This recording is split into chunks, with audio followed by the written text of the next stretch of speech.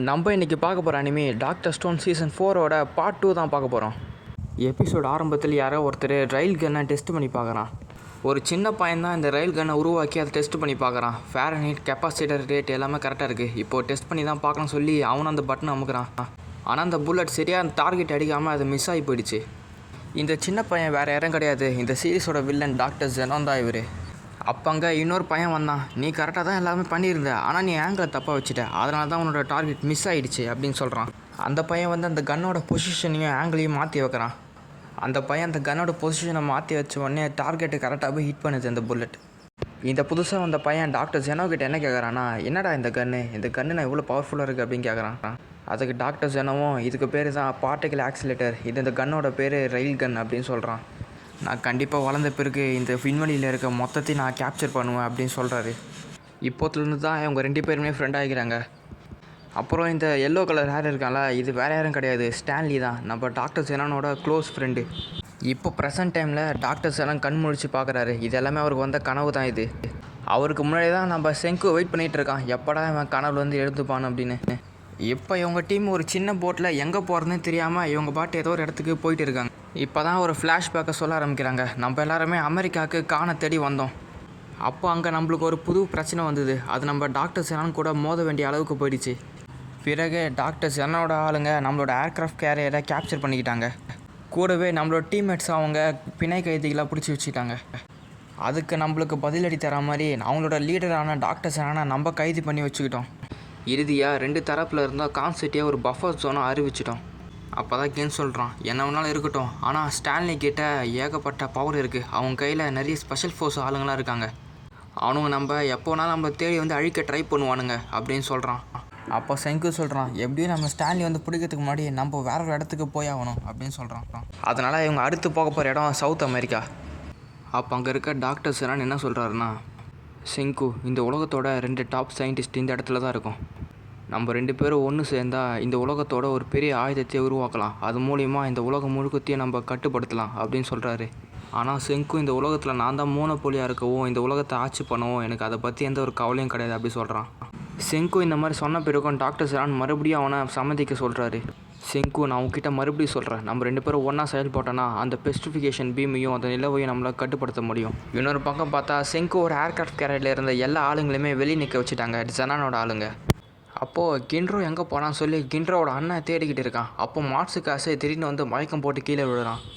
பார்த்தா அவனோட ஷோல்டரில் பெரிய காயம் வந்திருக்கு புல்லட்டால். அப்போ அவன் அந்த மயக்கத்திலே சொல்கிறான், நான் கண்டிப்பாக அந்த ஏர்க்ராஃப்ட் கேரியருக்குள்ளே உள்ளே போகவே ஆகணும், ஏன்னா கின்ரோவை நான் அங்கே தான் மறைச்சி வச்சுருக்கேன் அப்படின்னு சொல்கிறான்.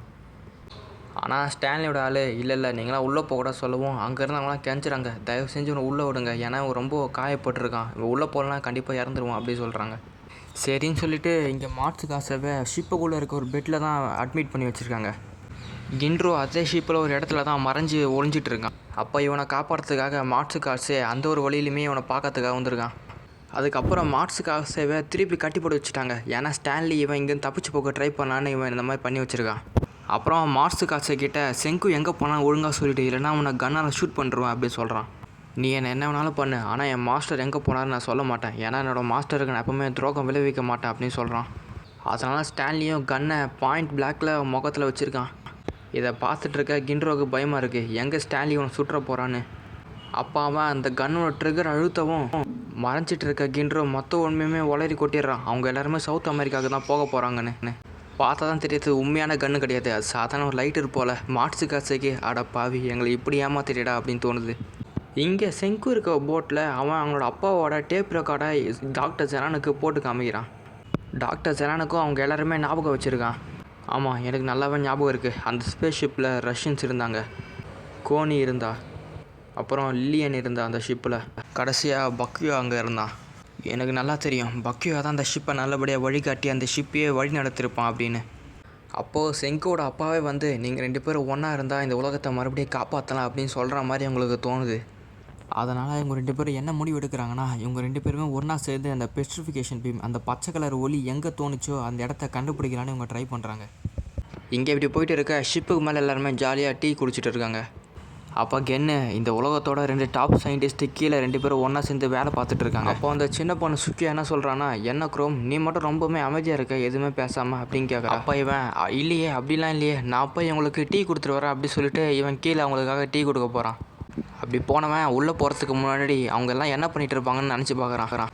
இவங்க 2 பேருமே ஒன்று சேர்ந்து பயங்கரமாக யோசித்து ஏதோ மேத்தமெட்டிக்கலாக போட்டு பார்ப்பானுங்க போல் அப்படின்னு தான் நினச்சி பார்க்குறான். ஆனால் உள்ளே போய் பார்த்தா 2 பேரும் சின்ன குழந்தைங்க மாதிரி பபுள்ஸ்லாம் வச்சு விளையாடிட்டு இருக்காங்க. அப்போ அங்கே காசுக்கே அவர் உருவாக்கின குளோப் இங்கே கொண்டு வராரு. அப்போ டாக்டர் ஜெனான் ஒருவேளை அந்த பெஸ்டிஃபிகேஷன் பீம் ஒரு பபுளாக இருந்து பிரேசிலேருந்து வெடித்தா என்ன ஆகுன்னு சொல்லி இவன் நினச்சி பார்க்குறான். ஒருவேளை அது பிரேசில் வெடிச்சிருந்ததுன்னா இந்த உலகம் முழுக்க 12,800 கிலோமீட்டர் அளவுக்கு அந்த பபுள் மொத்தமாக அந்த பூமியை விழுங்கியிருக்கும்.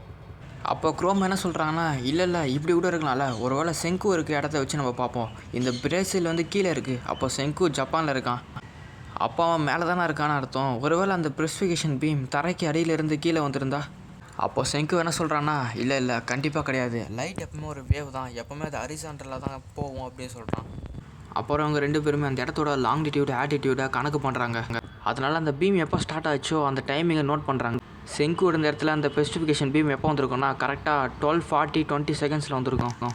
மறுபக்கம் அமெரிக்காவில் இருந்த டாக்டர் ஜெனானோட இடத்துக்கு 8:25 நைட்டில் வந்திருக்கும்.